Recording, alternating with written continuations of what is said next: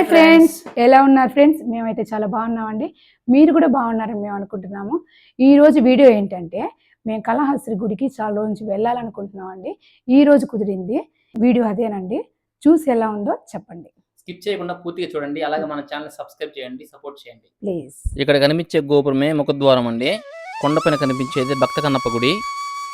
మేము మా ఊర్లో నుంచి బైక్లో వచ్చాము పిచ్చాటూరుకి. పిచ్చాటూరు నుంచి బస్సులో వచ్చేసాం కాళహస్తికి. కాళహస్తి బస్ స్టాండ్ నుంచి షేర్ ఆటోలు వస్తున్నాయండి, దాంట్లో వచ్చేసాము. ఇక్కడ కనిపించేదే గాలి గోపురం. ముఖద్వారం నుంచి లోపలికి వెళ్తే కుడివైపున శివాలయం ఉంటుందండి. అలాగే కాస్త ముందుకెళ్ళాలి. ఇది ప్రసాదం కౌంటరు. దీని పక్కనే బ్యాగులు పెట్టుకోవడానికి, ఫోన్లు పెట్టుకోవడానికి కౌంటర్ ఉంటుంది. మేము తెచ్చిన బ్యాగ్ని, మొబైల్ని అక్కడ ఇచ్చేసి దర్శనం కోసం వెళ్ళిపోయాము. ఎందుకంటే గుడి లోపలికి మొబైల్స్ అలవ్ లేదు. దర్శనం చేసుకున్నాక బయటకు వచ్చే దారిలోనే గోశాల ఉంటుంది. నాకు పూజకి అయితే గోవులు అంటే చాలా ఇష్టం. మీలో ఎంతమంది గోవులు అంటే ఇష్టమో కామెంట్ చేయండి.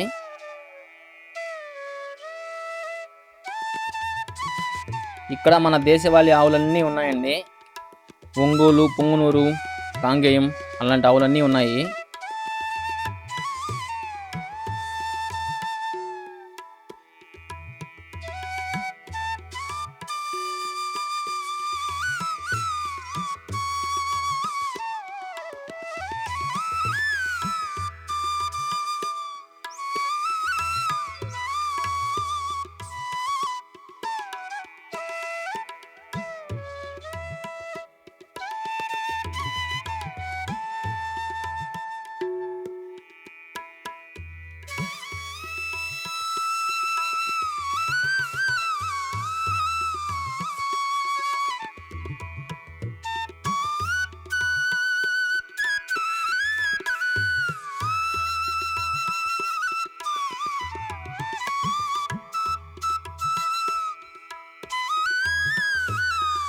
ఇదేనండి గాలిగోపురం.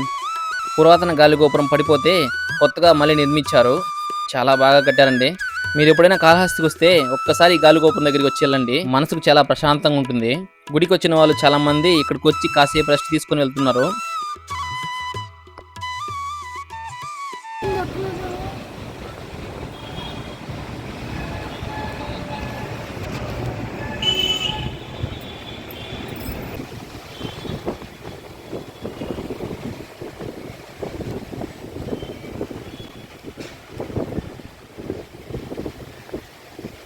భలే ఉంది కదా పూజ, క్లైమేట్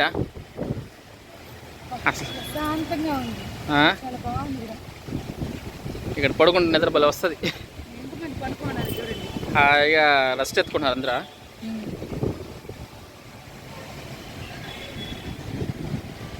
అక్కడ కనపడేది స్వర్ణముఖి నది పూజ. స్వర్ణముఖి నది అక్కడ వర్షం పడితేనే వస్తుంది.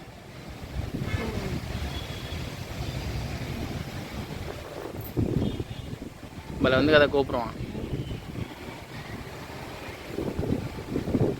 ఫస్ట్ పాత ఒకటి ఉండింది.